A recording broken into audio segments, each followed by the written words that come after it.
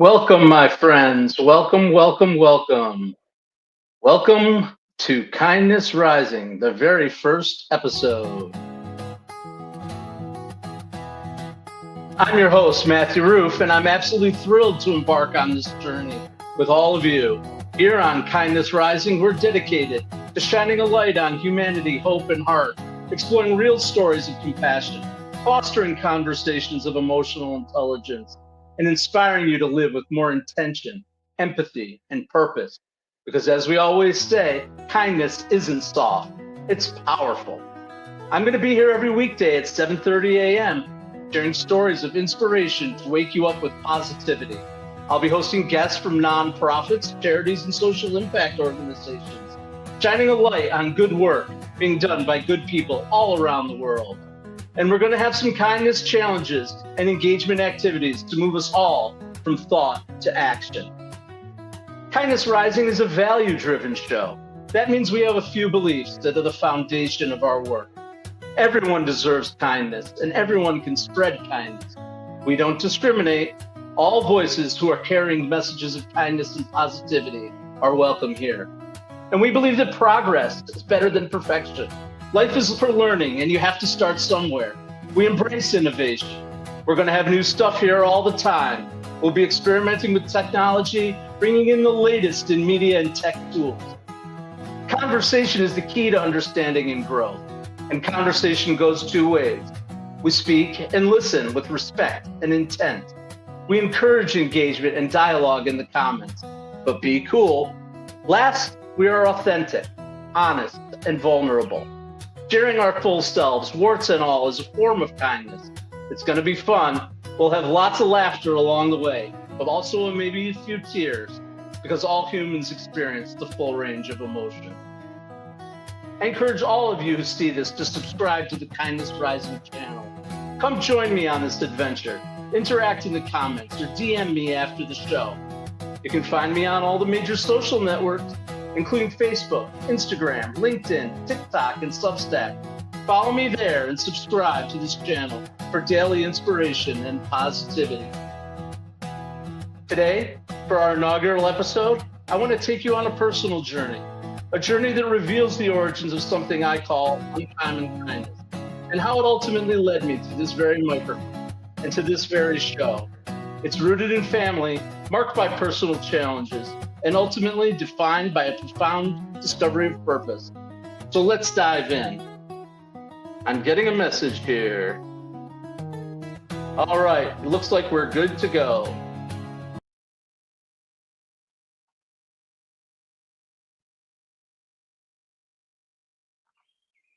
So let's talk about uncommon kindness. To fully understand it, we have to go back to where it all began for me, my family. You see, kindness isn't just a philosophy I adopted. It's woven into the very fabric of my family's DNA. I often joke that I was conceived on kindness, and there's a beautiful truth to that. My parents' story is a testament to this. My mother, a teacher in the 1960s in New Jersey, found herself needing a change amidst turmoil of the civil rights movement. A family friend connected her to the Binghamton City School District. And when she arrived, she needed to furnish her new apartment. That's where my father came into the picture. He was her salesman. They hit it off, and when she mentioned she was going home to paint her apartment, my father, in an act of pure, unsolicited kindness, showed up at her house with his bib overalls and his paintbrushes. The rest, as they say, is history. They married, and in 1972, I was born. That act of kindness and many others laid the foundation for our family. But our legacy doesn't just start there. It starts with my maternal grandmother, who was an incredibly kind person. She had a unique habit of collecting pennies and nickels during her daily walks. She saved them in a giant jar. She didn't just save a few either. She saved a lot of money. And then she donated them to various organizations. My grandfather, showing him here, he was a professor at the University of Scranton and a pioneer. In the 1960s, He was one of the first board members for what was then known as the Association for Retarded Citizens. He dedicated his time to developing some of the very first services in our country for individuals with developmental disabilities. Before that, these people were often institutionalized and hidden away from society. He truly gave of himself.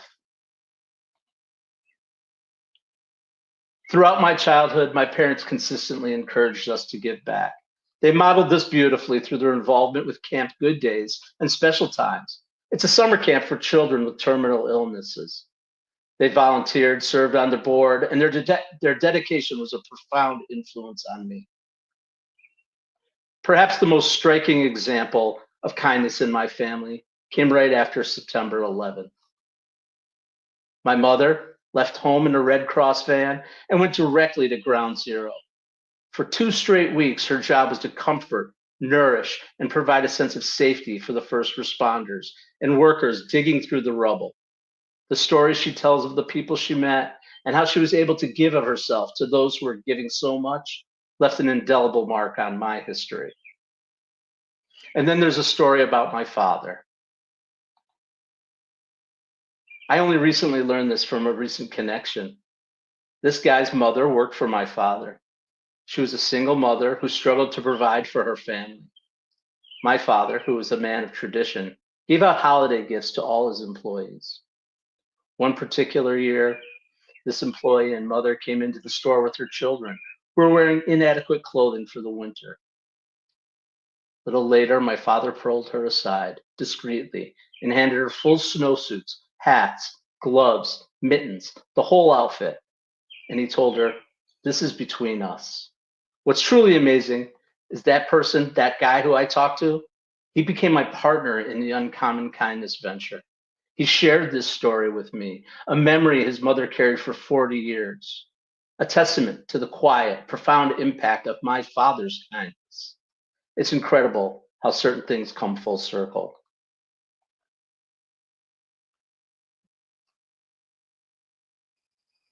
So, you see, I was born of kindness, shown practical, very personal examples of it throughout my life. These are just a few. There's probably many more that I'll be sharing in future episodes, but these key stories illustrate the legacy of kindness that I am now carrying forward through Uncommon Kindness. I want to switch gears a little bit to my own personal journey now, uh, how I got to this point of streaming a program and building a business around kindness. It's essentially followed 2 converging paths, my kindness path, and then one of marketing and communications. Let's start with the kindness path. While I had these incredible kindness examples throughout my life, driven by my mother's faith and community involvement on my father's side, my adult journey didn't immediately start here. When I went to college, I chose healthcare administration. Part of that was a desire to give back, to do something larger than myself. I knew I wasn't cut out for manual labor or selling widgets. My strengths lay in marketing, business, words, connections, and relationship building. So, healthcare administration, a service based industry focused on helping others and facilitating wellness, felt like a natural fit.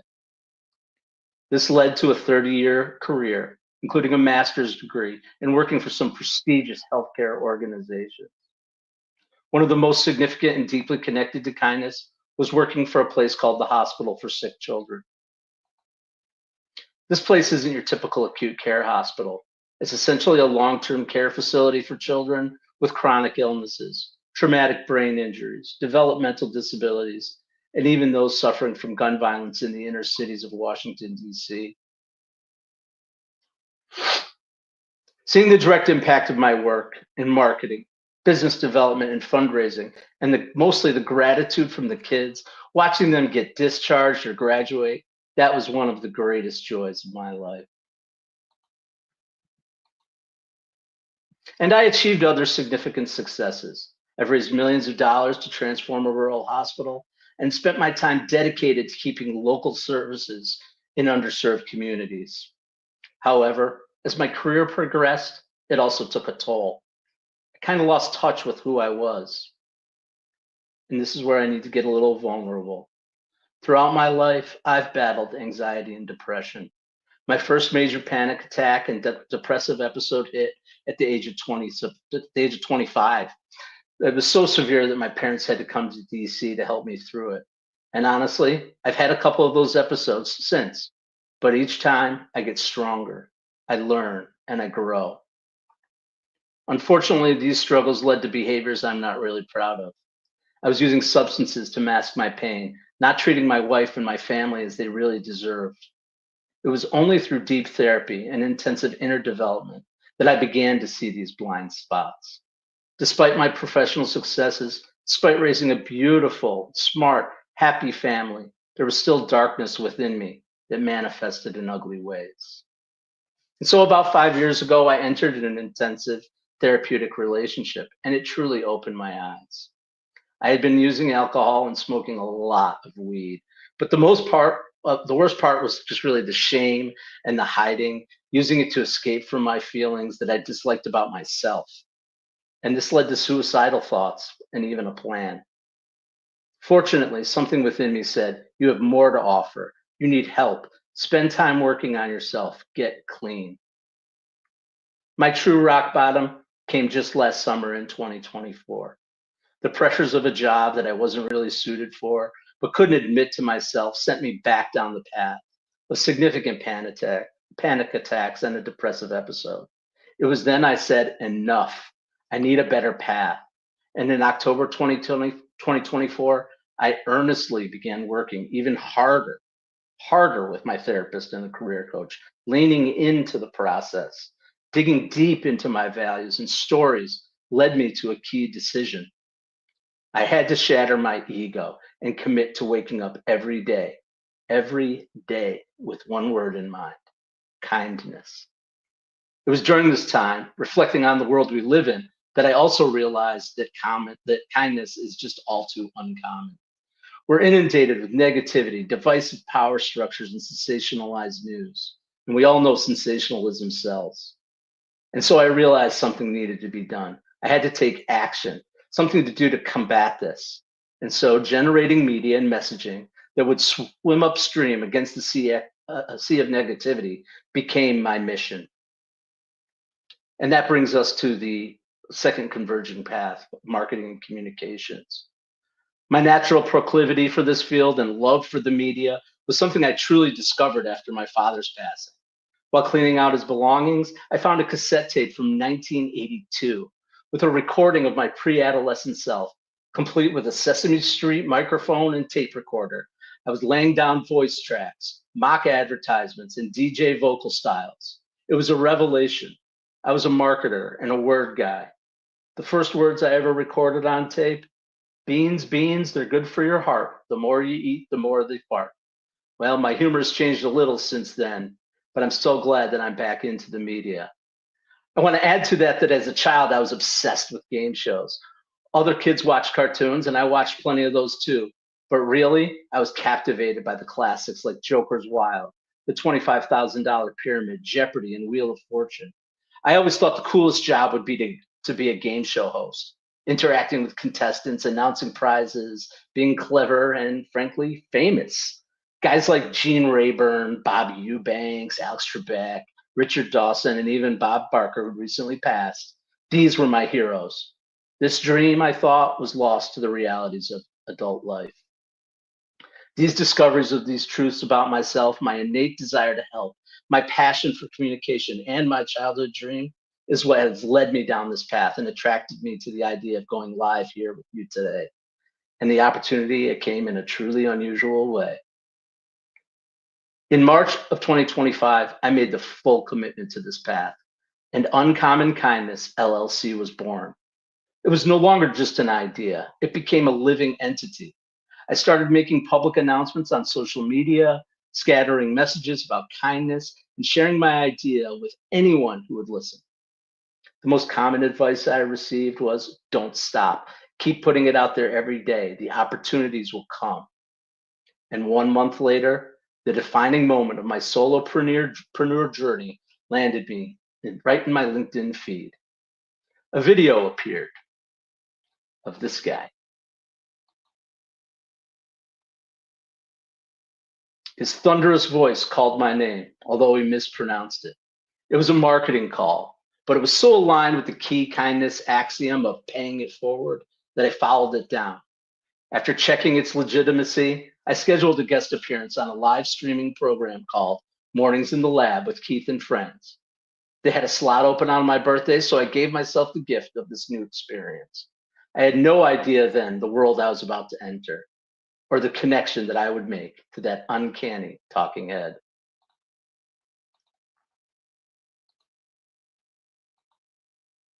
My appearance went well. The work I had put into practicing kindness paid off in confidence, but much credit goes to Keith Billis and our immediate on air connection. The law of attraction was at play. After the show, in a post appearance debrief, I met the real Keith. He's intensely high frequency on air, but off camera, he's highly grounded and gentle and a brilliant strategist. He drew out my full story, and we quickly found common ground. We shared our stories of our own paths, including a deep love of ice hockey and our midlife search for purpose. I went into that meeting expecting a sales pitch, but instead, I just blurted out, "Well, I've got some time on my hands right now. How can I get more involved with what you're building?" Keith, without hesitation, responded, "I'm looking for some help on the business side so I can concentrate on producing my show. Would you consider come working for me?" An unexpected offer, offering the door to this profound collaboration. Since then, not a day has gone by that Keith and I haven't interacted. Our conversations, often hours long, are openly human and vulnerable. We share ideas, debate them with honest respect, and then we act. The growth I've experienced working with Keith is beyond anything I've ever imagined. He's helping me recapture my childhood dream of being a host. And recently, I committed to hosting this live broadcast, Kindness Rising, as a lead in to his Mornings in the Lab show. It may not be Jeopardy or Wheel of Fortune, but it represents all the proof needed that the law of attraction exists.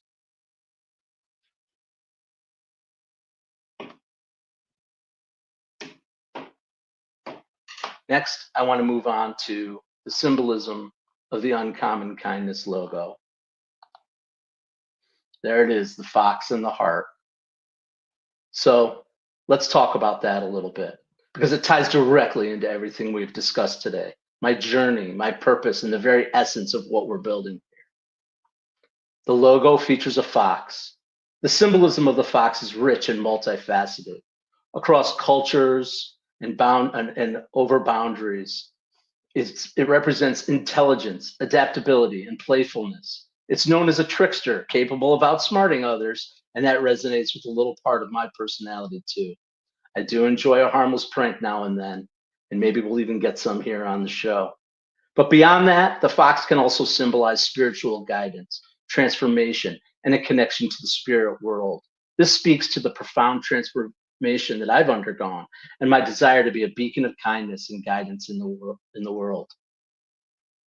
I also have a deeper personal connection to this fox, one that links me back to my child and a pivotal moment in my own transformation. The artist Covey, whose music was a connecting point for my child and I at one of my lowest points, uses the fox as a powerful symbol in his lore. For him, the fox often represents depression, lurking and appearing in dreams and visions. This resonates profoundly with my own battle with depression. Having the fox in our logo is a constant reminder of where I come from, that the fox of depression can appear at any time, and that this work, this mission of uncommon kindness, helps me keep that fox at bay. It's a part of me, a part of my story, and a testament to the resilience found in embracing our past. Then there's the yellow heart. The heart, of course, symbolizes the love of life and my unwavering desire to help people through this work. For me, it also carries a special connection to the Grateful Dead and a lyric from one of my favorite songs, Help on the Way, which says, "Without love in the dream, it will never come true." That line is my mantra. The yellow heart emoji, that primarily symbolizes friendship, affection, and happiness. It's often used to express platonic love, support, and warmth rather than romantic love. The yellow color itself is associated with positive emotions like joy and optimism. It perfectly encapsulates the spirit of uncommon kindness, a movement built on genuine connection, support, and the optimistic belief that kindness in its purest form can transform lives. So when you see the uncommon kindness logo, I hope you see it not just as a symbol, but a story of resilience and transformation and the unwavering power of kindness to guide us even through our darkest moments. It's a reminder that our past, even our struggles, can be integrated into our purpose, and that with a little uncommon kindness, we can truly rise.